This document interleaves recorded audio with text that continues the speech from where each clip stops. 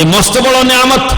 এই ঈমান আমলকে হেফাজত করে আমাকে আপনাকে যেতে হবে। মেরে ভাই, ঈমান আমলকে রক্ষা করে আমাকে আপনাকে যেতে হবে। আজকে মসজিদ কায়েম হয়েছে, এখানে প্রতিদিন বাচ্চারা যাতে কলমা কোরআন শেখে, মক্তবে এসে ইসলামের মৌলিক বিষয়বস্তুগুলো যেন তারা জানে, তার জন্য আমার আপনার প্রত্যেকের চেষ্টা থাকতে হবে যে যত আশেপাশে ঘর রয়েছে কোনো ঘরের কোনো বাচ্চা যেন গায়ে হাজির না থাকে। প্রতিদিন ঠিক সময়ে মক্তব যখন চলে, আমি আপনি অভিভাবক মা এবং বাপের দুজন উপরে এই কথাবার্তায় যে ঠিক সময় যেন তাকে পাঠিয়ে দিই। কারণ আগামী আমাদের হলো এরা হলো আমাদের ভবিষ্যৎ, এরা হলো আগামী নসল। এদের দ্বারাই এই দুনিয়া এরা যদি সঠিক হয় তো ইনশাআল্লাহ দুনিয়াতে শান্তির হাওয়া চলবে। আর যদি এরা ইসলামমুখী না হয়, এদের ভিতরে আল্লাহ নবীর আদর্শ যদি না থাকে, তাহলে এর সাজা আমাদের প্রত্যেককে নিতে হবে। আর আমি আপনি এই দুনিয়াতে শান্তির অশান্তির হাওয়ায় হাবুডুবু খাবো, পেরেশানির মধ্যে আমাকে আপনাকে পড়তে হবে। মেরে ভাই দুস্থ বুজুর্গ, ছোট ছোট বাচ্চা যাদের স্কুলে আমরা পাঠাচ্ছি, তাদের কলমা করা শেখাই, তাদেরকে ছোট্ট অবস্থা জানাই ইসলাম পর্দা কখন থেকে ফরজ, কোরআনটা যাতে সুন্দরভাবে তেলাওয়াত করতে পারে। মা বাপের তাদের হক হুকুকগুলো কি তাদেরকে জানিয়ে দিই।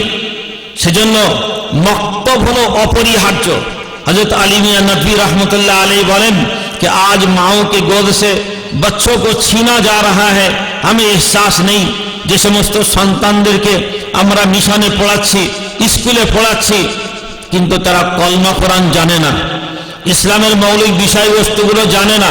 কোন কথা ঈমান নষ্ট হবে, কোন কথা ঈমান বাঁচবে, সে কথা তারা জানে না। এই সমস্ত বাচ্চারা আজকে আপনার রয়েছে, আমার কাছে, আপনার কাছে রয়েছে, কালকে আমার আপনার কাছে থাকবে না। এরা হারিয়ে যাবে, এরা হারিয়ে যাবে। সেজন্য এদেরকে বাঁচাতে গেলে ছোট্ট অবস্থা চারাগাছ, ইসলামী চারাগাছ লাগিয়ে দিতে হবে, কলমা কোরআন শেখাতে হবে, ইসলামের মৌলিক বিষয়বস্তুর যে বৃক্ষ তাদের অন্তরে রোপণ করতে হবে। তবে তারা ঈমান আমল নিয়ে দুনিয়াতে বাঁচবে এবং অপরকে বাঁচাবার চেষ্টা করবে। এই দায়িত্ব আমার আপনার প্রত্যেকের উপর বর্তায়। মেরে ভাই, পর্দা হলো ফরজ। আজকে অতি আফসোসের সঙ্গে বলতে হয় যে আমার আপনার মায়েরা, আমার আপনার কন্যা বাচ্চারা যাদের বয়স 15 বছরের ঊর্ধ্বে হয়ে গিয়েছে, স্কুলে যাচ্ছে, মাথায় কাপড় নেই, পা শরীর উলঙ্গ অবস্থায় রয়েছে, ওই অবস্থায় তারা যাতায়াত করছে। নামাজ যেমন ফরজ, পর্দা তেমন ফরজ। হারাম জিনিস কেউ খায় হারাম, তো যদি কেউ পর্দা না করে সে একটা হারাম কাজ করছে। মেরে ভাই, সেজন্য আমাকে আপনাকে এ বিষয়ে বাচ্চাদেরকে সতর্ক করে তাদেরকে বলতে হবে, তাদেরকে এই অভ্যস্ত করতে হবে। স্কুলে যাক, বড় হয়ে গিয়েছে, মাথায় দোপাট্টা রাখুক, মাথায় বরখা রাখুক, বরখা নিয়ে যাক। যদি 200-300 ছাত্রছাত্রী স্কুলে, মুসলিম ছাত্রছাত্রী সেখানে যাচ্ছে, তো 200 ছাত্রী যদি সেখানে থাকে, আফসোসজনক যদি একজন কোনো মহিলা, একজন কোনো বাচ্চি সে বরকা পরে যায়, তো অপর কোনো বাচ্চিকে কি বলবেন, অন্য কোনো কন্যাকে কি বলবেন? আর মুসলমানের বাচ্চিয়া তাকে টেট করে গেছে, আরে তুই মাথায় পর্দা করে এসছি, তুই দোপাট্টা লাগিয়ে এসছি। তাকে দিলজয়ী করা দরকার, সান্ত্বনা দেওয়া দরকার, তাসাল্লি দেওয়া দরকার যে মাশাআল্লাহ পর্দা করে এসছে, মাথায় দোপাট্টা লাগিয়েছ, হ্যাঁ বোরকা পরে এসছো, শাবাশি দেওয়া দরকার। কিন্তু শাবাশি তো দূরের কথা, তো আমাদের মধ্যে এসে তাকে টিটকিরি দিচ্ছে, তো নিজেদের গুনার কাজ করছে। একজন সে বোরকা পরে এসছে, তাকেও খারাপ বলে তাকে লজ্জিত করে তার তার বরকা খোরার জন্য চেষ্টা চালিয়ে যাচ্ছে। অপরকে আপনি কি বলবেন? হ্যাঁ, আজকে স্কুলে শিক্ষকরা তারা বলছে যে ইসলামে যদি এটা ফরজ হয়ে থাকতো, এটা ধর্মের মধ্যে যদি পড়তো, তাহলে মুসলমান সমস্ত ছাত্রীরা বরকা পরে আসতো। কাকে কি বলবেন? তো এ বিপদ তো আমি আপনি ডেকে নিয়ে এসেছি, এ বিপদ আমি আপনি ডেকে নিয়ে এসেছি। ইসলামে বরকা আর পর্দা ফরজ করা হয়েছে। পর্দাকে আল্লাহ পাক ফরজ করেছেন। নামাজ যেমন ফরজ, তো তদ্রুপভাবে পর্দাও ফরজ। সেই জন্য নামাজের মধ্যে কোনো মহিলা যদি মাথা খুলে যায়, 4 ভাগের 1 ভাগ যদি খুলে যায়, 3 তাসবিহ পরিমাণ যদি ওই অবস্থা থাকে, নামাজ অটোমেটিক ভেঙে যাবে, ফাসিদ হয়ে যাবে, হবে না নামাজ। সেজন্য মেরে ভাই ও দোস্ত বুজুর্গ, মক্তব হলো অপরিহার্য। এই মসজিদ কায়েম হয়েছে, এই মসজিদ আপনাদের এই গ্রামের একটা রহমতের জায়গা। আল্লাহ পাকের পক্ষ থেকে অহরহ সেখানে ফেরেশতাদের নুজুল হচ্ছে, আর সেখানে রহমতের বৃষ্টি বর্ষণ হচ্ছে। মক্তব এখানে প্রতিদিন চলছে, চলবে ইনশাআল্লাহ। সেজন্য আমাকে আপনাকে প্রত্যেকে সজাগ থাকতে হবে যে বাচ্চাদেরকে এখানে পাঠাবো। আমরা যারা বড় আছি, কোরআন জানি না, তালিমে বালেগান আমরা চালু করব। এখানে ইমাম সাহেবকে বলবো, যুবক ভাইরা কে আমরা কিছু কোরআন শিখতে চাই, 8 ঘন্টা 15 মিনিট এখানে সময় লাগাই, ইনশাআল্লাহ আপনার জীবন সফল কাম হবে, আপনার জীবন বরকতপূর্ণ হবে। যারা বড়রা আছে, বৃদ্ধ মানুষ, তারাও কোরআন শিখতে পারি। সাহাবায়ে কেরাম বয়স হয়ে গিয়েছে কিন্তু কোরআন শিখেছিলেন। সমস্ত সাহাবা কোরআন জানতেন। খুব বেশি বড় বড় সূরা যদি না পড়তে পারি, তো ছোট্ট ছোট সূরাগুলো মুখস্থ করে নিতে পারি। সেজন্য আমরা কোরআন শিখব। মায়েরা বোনেরা যারা কোরআন জানি না, অন্য কোন মহিলাকে তালাশ করব যে কোরআন শিখব। আমার জীবনের একটা আশা থাকবে, আল্লাহর পবিত্র কোরআন সেটা আমি জেনে আমল করব, প্রতিদিন তেলাওয়াত করব, কোরআনের তেলাওয়াত করব মেরে ভাই। এজন্য মুসলমান হয়ে থাকতে হবে, ঈমান আমলকে রক্ষা করতে হবে। আর ঈমান আমলকে রক্ষা করে আমি আপনি যদি যাই, আমলে সালের সঙ্গে জীবনযাপনটা আমি করি, তাহলে ইনশাআল্লাহ আজিজ গাছ যেদিকে হেলে থাকে সেদিকেই পড়ে। ঈমান অবস্থা আপনি দুনিয়াতে যাবেন, ঈমান অবস্থা আপনি দুনিয়া থেকে বিদায় নেবেন। সেজন্য মেরে ভাই, এই ঈমান আমলকে রক্ষা করে আমাকে আপনাকে যেতে হবে। ঈমানের পরে সবথেকে বড় আমল হলো নামাজ, সবথেকে বড় আমল হলো নামাজ। এই নামাজকে মেরে ভাই ছাড়লে হবে না। 5 ওয়াক্ত নামাজ যাতে আমি আপনি পড়তে পারি, দেখবেন জীবনে খের বরকত আসবে। আজকে আমাদের অন্তরে, আমাদের জীবনে যে খের বরকত নেই, কামিয়ে বরকত পাচ্ছি না। ঘরের মধ্যে অশান্তি লেগে আছে, বাড়ির মধ্যে অশান্তি লেগে আছে। একমাত্র তার কারণ হলো অশান্তির রাস্তাগুলো আমরা খুলে রেখে দিয়েছি। যে সমস্ত রাস্তা দিয়ে বেবরকতি আসে, পেরেশানি আসে, অভিশাপ আসে, আল্লাহর গজব আসে, সেই সমস্ত রাস্তাগুলো খুলে রেখে দিয়েছি। যতক্ষণ না আমি আপনি সেই গজবের রাস্তা, পেরেশানির রাস্তা, বেবরকতির রাস্তাগুলো বন্ধ না করব, তো ততক্ষণ পর্যন্ত চैन সুকুন আমি আপনি পাবো না।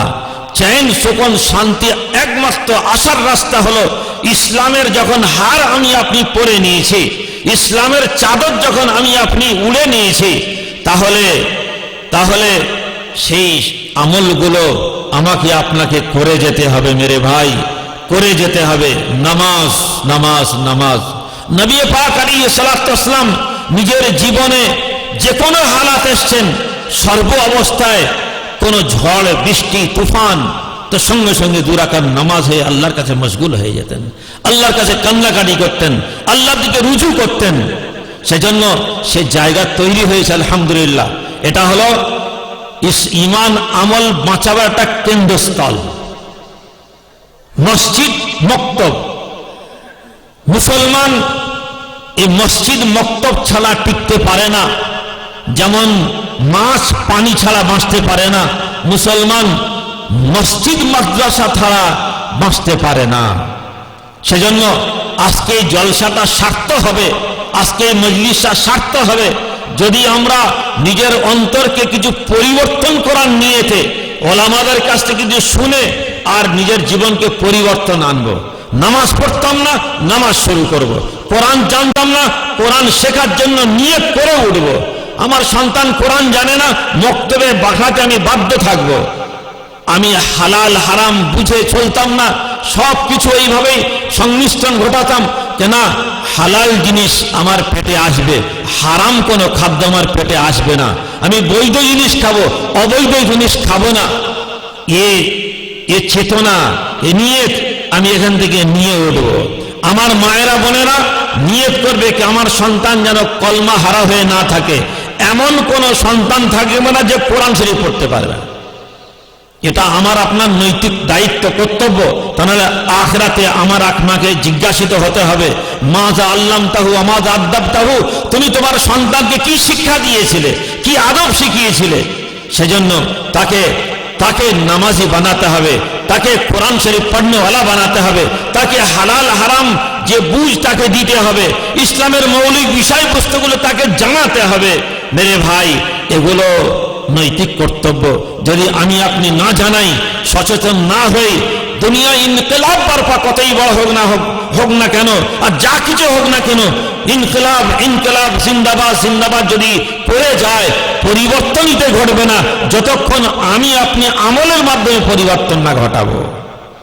একমাত্র শান্তি আসবে, পরিবর্তন আসবে, কামিয়াবি আসবে, একটাই মাত্র রাস্তা, সেটা হলো জনাবে মুহাম্মদ রাসূলুল্লাহ সাল্লাল্লাহু আলাইহি সাল্লামের ইত্তেবা। আল্লাহ রাসূলের ইত্তেবা ছাড়া কেউ যদি স্বপ্ন দেখে আমি কামিয়াব হব, মোটেই না, ওটা স্বপ্নই স্বপ্ন, কখনোই সে কামিয়াব হতে পারে না। হযরত আলিমিয়া নদভী রাহমাতুল্লাহ আলাইহি অন্তরের কথা তিনি এক জায়গায় বলছেন, লিখছেন যে কোন মানুষ মুসলমান যদি স্বপ্ন যোগে দেখে যে আমার সন্তান দুনিয়াতে বদ্দিন অবস্থায় জীবন যাপন করছে, কিন্তু অনেক টাকার মালিক হয়েছে, সন্তান অনেক টাকার মালিক হয়েছে, কিন্তু কলমা কোরআন হারা আর বদ্দিন অবস্থায় জীবন যাপন করছে, সে যেন এই স্বপ্ন দেখার মাত্রই সঙ্গে সঙ্গে চিৎকার করতে শুরু করে দেয়। কি হয়েছে ভাই, চিৎকার করলেন কেন? আমি স্বপ্ন যোগে দেখলাম আমার সন্তান দুনিয়ার বড় ধনাঢ্য হয়েছে, কিন্তু কলমা কোরআন হারা দুনিয়ায় ঘোরাফেরা করছে, সেই জন্য আমি চিৎকার করেছি। তা চিৎকার করা দরকার। কি সর্বনাশ হয়ে গেছে, আমার সর্বনাশ হয়েছে। আমি সব পেয়েছি, নবী মুহাম্মদ রাসূলুল্লাহর নামটা পড়তে পাচ্ছি না, হুজুরের এক কলমাটা পড়তে পাচ্ছি না, যে কলমাটা হলো সর্বশ্রেষ্ঠ জিনিস, সেই কলমার তাকাদার উপরে আমল করতে পাচ্ছি না, সেই কলমাটা মাসতে ঘষতে পাচ্ছি না। কোরআন হলো, কোরআন সব থেকে শ্রেষ্ঠ জিনিস। আল্লাহ পাক নিজের সত্তা থেকে দুনিয়াতে পাঠিয়েছেন, আর সেই জান্নাতেও সেই কোরআন শরীফ থাকবে। সেই কোরআনকে আমি জানতে পারলাম না, প্রতিদিন আমি কোরআন শরীফ তেলাওয়াত করতে পারলাম না। মেরে ভাই ও দোস্ত বুজুর্গ, নিয়ত করুন কে আমি কোরআন শিখব, আমার সন্তানে দিয়ে কোরআন শেখাবো, আর নবীজি সাল্লাল্লাহু আলাইহি ওয়াসাল্লামের আদর্শ নিয়ে চলবো। 5 ওয়াক্ত নামাজ পড়বো। মায়েরা সকাল সন্ধ্যে কোনো একটা সময় সন্তানদের দিকে জিজ্ঞেস করো, বেটা তুমি নামাজ পড়েছো তো? কখনো জিজ্ঞাসা করি তাদেরকে? বাপের কর্তব্য সন্তানকে জিজ্ঞেস করবে, নামাজ পড়েছো? আল্লাহ পাকের পক্ষ থেকে দায়িত্ব, তার উপরে তুমি কতটা আমল করেছো? মহাব্বতে ভালোবেসে জিজ্ঞাসা করুন। কারণ সন্তান যদি নামাজ পড়ে আল্লাহ পাকের রহমত পাবে, আর যদি সে নামাজ না পড়ে শুরু করে দেবো। সকালে ইয়াসিন হতো না, সূরা ইয়াসিন পড়তাম না, কিন্তু শুনলাম ওলামাদের মুখ দিয়ে হাদিসের মধ্যে আসে যে যে ব্যক্তি প্রতিদিন সকালে সূরা ইয়াসিন তেলাওয়াত করবে, আল্লাহ সুবহানাহু ওয়া তাআলা গোটা দিনের প্রয়োজনীয়তা গায়বী তরফ থেকে পুরো করে দেবেন। আমার বিশ্বাস রয়েছে কাজ আল্লাহ পাকের পক্ষ থেকে হয়। ঈমান আমার তার আয়ের উপর ঈমান রয়েছে কি শিফা আর সুস্থতা অসুস্থতা সব আল্লাহ পাকের পক্ষ থেকে। তো মেরে ভাই দোস্ত বুজুর্গ, সেজন্য এই নিয়েতে আমরা এখানে চলে আসি, শুনব জলসা শেষ পর্যন্ত কথাগুলো শুনে আর নিজের জীবনের খামিগুলো ঘাটতিগুলো পুরো করব। আল্লাহ সুবহানাহু ওয়া তাআলা আমাকে আপনাকে প্রত্যেককে সঠিক নিয়েতে আর এই সমস্ত কথাগুলো শোনার তৌফিক নসিব করুন। আমার লিখিত 4খানা কিতাব রয়েছে, সুন্নতের ভান্ডার, নবীজি সাল্লাল্লাহু আলাইহি ওয়াসাল্লামের বিভিন্ন সুন্নত রেফারেন্স সহ তাতে দোয়া আছে। বুখারী তো বুখারী, মুসলিম তো মুসলিম শরীফ, খুলে আলহামদুলিল্লাহ সেগুলো লেখা হয়েছে নিখুঁতভাবে। সে অসংখ্য সুন্নত, কাপড়ের সুন্নত, তেল লাগাবার সুন্নত, খাওয়ার সুন্নত, মায়েদের পুরুষদের সবার অসংখ্য সুন্নত তাতে লেখা আছে। এই সুন্নতের কিতাবগুলো কেনেন, ভালো ভালো জিনিসগুলো কেনেন, কিনে সেগুলো পড়ুন। আফসোস আজকে আমরা কিতাব কিনি না আর পড়িও না। পড়লে মানুষের জীবনের যে মূর্খতা দূর হয়, অজ্ঞতা দূর হয়। আর ইসলামের সূচনা হয়েছিল পড়ো থেকে। ইকরা বিস্মি রাব্বিকাল্লাযী খালাক, সর্বপ্রথম ইসলামের সূচনা হচ্ছে এর থেকে, আলোয় আলোকিত করা হয়েছে পড়া থেকে। সেই পড়া থেকে আমরা বঞ্চিত, পড়ি না, পড়তেই চাই না। এই জন্য পড়েন, ভালো ভালো ইসলামী কিতাবগুলো কিনুন, কিনে সেগুলো পড়ুন। আপনার সম্পদ এগুলো। একটা জিনিস কিনে রাখবেন, আপনার সন্তান পড়বে, তার সন্তান পড়বে, তো আপনি সব পেয়ে যাবেন। কাজের জিনিস হলো এই। তো সেজন্য এগুলো কিনে রাখা দরকার। তো আমার 4খানা কিতাব আছে, মসনুন দোয়া ও হাদিস, সুন্নতের ভান্ডার, আর ইমানি মৃত্যুর উপায়, আর নাজাতের দিশারি। এমন এমন জরুরি জিনিস আলহামদুলিল্লাহ, এগুলো পড়লে প্রত্যেকের প্রয়োজনীয়। দুনিয়া চলতে গেলে একটা প্রথম স্তরে যে সমস্ত যাবতীয় প্রয়োজনীয় জিনিস এর মধ্যে উল্লেখ করা হয়েছে, আর ইনশাল্লাহ ফায়দা হবে। যার যার প্রয়োজন আছে সামনে রয়েছে, নিয়ে নেবেন। আর জলসা স্থানে চলে আসুন। ওলামাদের বড় বড় ওলামা রয়েছেন, হযরত মুফতি আমিনুদ্দিন সাহেব দামাত বরকাতহুম, আল্লাহ সুবহানাহু ওয়া তাআলা তার বয়সে বরকত দান করুন। তার দ্বারা আল্লাহ পাক দিনের কাজ খুব নিন। আজকে দুনিয়াতে ওলামা আস্তে আস্তে বিদায় নিচ্ছে ভাই। ওলামা বড় বড় গড়রা ওলামা দুনিয়াতে চলে যাচ্ছেন। একটা আলিম যাওয়া মানে একটা এলাকা শূন্যস্থান, শূন্য হয়ে যাচ্ছে। সেই শূন্যস্থান পূরণ করা মুশকিল রয়েছে। আস্তে আস্তে আস্তে আস্তে খারাপের দিকে চলে যাচ্ছে। এই জন্য যে যেখানে এলাকার আলিম কদর করুন, তাদের কাছে যান, পরামর্শ নেন, দোয়া নেন, মাসলা মিসাইল জিজ্ঞাসা করুন। ইনশাআল্লাহ দেখবেন আপনারা যদি ওলামাদের সঙ্গে জুড়ে থাকেন, ইনশাআল্লাহ আপনারা কখনো পথভ্রষ্ট হবেন না।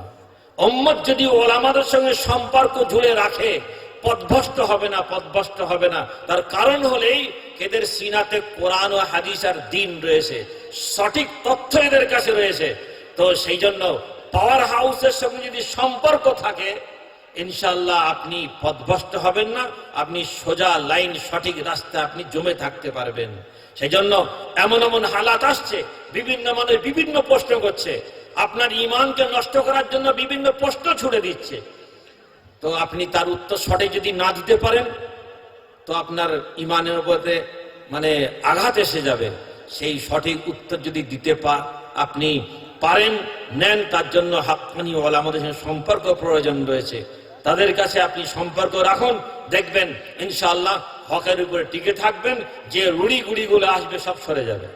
আল্লাহ সুবহানাহু ওয়া তাআলা আমাকে আপনাকে যা কিছু আমরা শুনছি এবং শুনবো তার উপরে আমল করার তৌফিক নসিব করুন।